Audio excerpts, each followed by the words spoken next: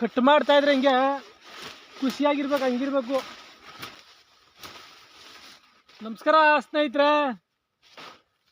ಡ್ರೈನೇಜಲ್ಲಿ ಸೊಪ್ಪು ಕುಯ್ತಾ ಇದ್ದೀನಿ ನೋಡಿ. ಏನಪ್ಪ ಇದು ಕಟ್ರ ಕಟ್ ಮಾಡುವ ಕುಡ್ಲೆ ಕಟ್ ಮಾಡ್ತಾವನೆ ಅಂತ ತಗೊಂಡ್ರ, ಕಟ್ರು ಬೇರೆ ಕಡೆ ಹೋಗದೆ, ಅದಕ್ಕೋಸ್ಕರನೇ ಕುಡ್ಲೆ ಕಟ್ ಮಾಡ್ತಾ ಇದ್ದೀನಿ.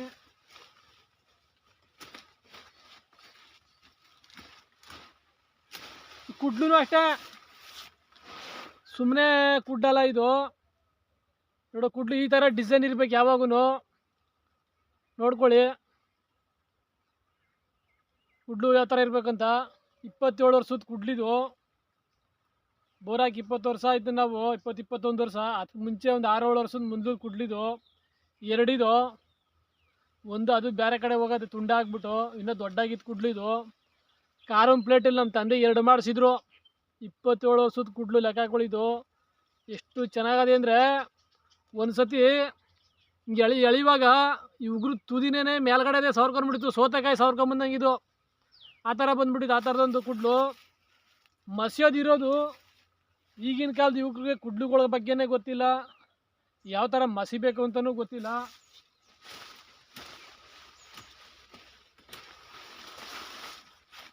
ಯಾವ ಥರ ಮಸಿಬೇಕಂದ್ರೆ ಸ್ನೇಹಿತರೆ, ಪಾರಿವಾಳ ಮರದ ಮೇಲೆ ರಂಗಲೆ ಉಡಿ ಹಾಕೊಂಡು ಮಸಿಬೇಕು. ಇಲ್ಲ ಅಂದರೆ ಮಸಿಯಕಲ್ಲು ಇರ್ತವೆ, ಮಸಿಯಕಲ್ ಮೇಲೆ ಮಸಿಬೇಕು.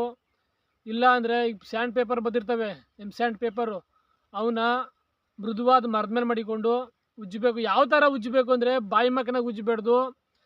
ಅದು ಉಜ್ಜೋದು ಒಂದು ಟೆಕ್ನಿಕ್, ಕಲೆ ಅದು. ಎಲ್ಲರಿಗೂ ಉಜ್ಜಕ್ಕೆ ಬರಲ್ತದು. ಬಾಯೇ ಉಜ್ಜಿಬಿಡ್ತಾರೆ. ಬಾಯೇ ಉಜ್ಜಿದಾಗ ಬಾಯೇ ಸಮದೋಯ್ತದೆ. ಬ್ಲೇಡ್ ಉಜ್ದಂಗೆ ನೀಟಾಗಿ ಯಾವ ಥರ 2 ಮಕ್ಕನೂ ನೀಟಾಗಿ ಉಜ್ಜಬೇಕು ಕುಡ್ಲು ಬಗ್ಗೆ. ಅದಕ್ಕೋಸ್ಕರ ಈಗಿನ ಕಾಲದವ್ರಿಗೆ ಕುಡ್ಲು ಬಗ್ಗೆ ಗೊತ್ತಿಲ್ಲ. ಎಷ್ಟೋ ಜನಕ್ಕೆ ನಾನು ನೋಡಿದ್ದೀನಿ, ಯಾವ ಥರ ಉಜ್ಜಬೇಕಂತನೂ ಗೊತ್ತಿಲ್ಲ ಕುಡ್ಲುಗಳ್ನ. ಅದಕ್ಕೋಸ್ಕರ ಬ್ಲೇಡ್ ಹೋದಂಗೆ ಹೋಯ್ತು ಕುಡ್ಲಿದು, ಅಷ್ಟೊಂದು ಶಾರ್ಪಾಗದೆ.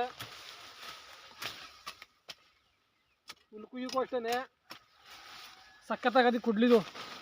ಕುಡ್ಲುಗಳು ಒಬ್ಬೊಬ್ರ ಕೈಲಿ ಒಂದೊಂದು ಥರ ಡಿಸೈನ್ ಮಾಡ್ತಾರೆ ನೋಡಿ. ಈ ಥರ ಡಿಸೈನ್ ಮಾತ್ರ ನಿಮ್ಗೆ ತೋರಿಸ್ತೀನಿ ನೋಡಿ. ಈ ಥರ ಡಿಸೈನ್ ಇರಬೇಕು ಕುಡ್ಲಿ ಯಾವಾಗೂ.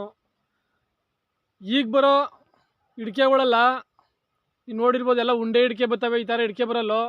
ಇದು ತ್ಯಾಗದ ಮರದಲ್ಲಿ ಮಾಡಿಸಿರೋ ಅಂಥ ಇಡ್ಕೆ ಇದು. ಭಾಳ ಚೆನ್ನಾಗದೆ, ಸ್ಮೂತಾಗಿ ಹಿಡ್ಕೊಳ್ಳೋಕ್ಕೂ ಅಷ್ಟೇ. ಒಂದು ಕರೆಕ್ಟಾಗಿ ಗ್ರಿಪ್ ಆಗದೆ, ಜಾರ್ಕೊಳ್ಳಲ್ತು. ಆ ಥರದೊಂದು ಕುಡ್ಲು. ಮೊದಲು ಇದನ್ನ ದೊಡ್ಡಾಗಿತ್ತು, ಇದೇನಪ್ಪ ತುಂಡ ಅನ್ಬೋದು ನೀವು. ಇನ್ನೂ ದೊಡ್ಡಾಗೈತೆ ಕುಡ್ಲು.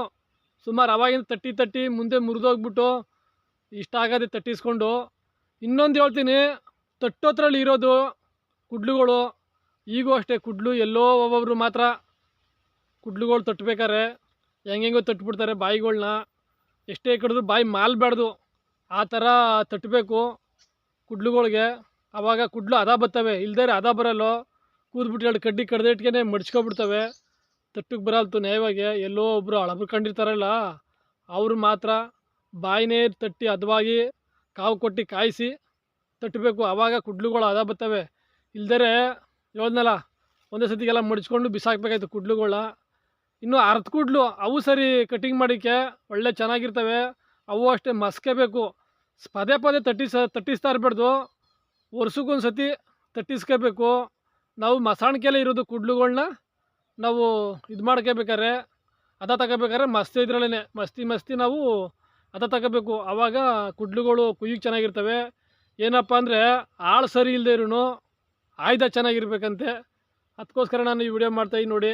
ಈ ಥರ ಡಿಸೈನ್ ಯಾರೇ ಕುಡ್ಲು ಮಾಡಿಸ್ಕೊಂಡ್ರೆ ಈ ಥರ ಡಿಸೈನ್ ಮಾಡಿಸಿ, ಭಾಳ ಚೆನ್ನಾಗಿರ್ತದೆ. ಕೆಲಸ ಮಾಡೋಕ್ಕೂ ನಿಮಗೆ ಖುಷಿಯಾಗಿರ್ತದೆ ನೋಡಿ. ಕಟ್ ಮಾಡ್ತಾಯಿದ್ರೆ ಹಿಂಗೆ ಖುಷಿಯಾಗಿರ್ಬೇಕು, ಹಂಗಿರ್ಬೇಕು.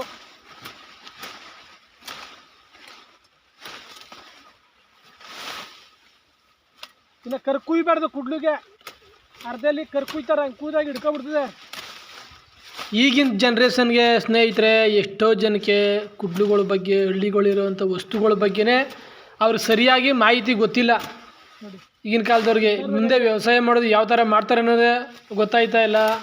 ನಮ್ಮ ತಲೆಗೆ ಮುಗ್ದೈತೆ ವ್ಯವಸಾಯ ಅನ್ನೋದು ಅನ್ನಿಸ್ತದೆ. ಮುಂದೋರಿಗೆ ಈಗ ಇರೋರಿಗೆಲ್ಲ ವ್ಯವಸಾಯದ ಬಗ್ಗೆನೇ ಗಮನ ಇಲ್ಲ.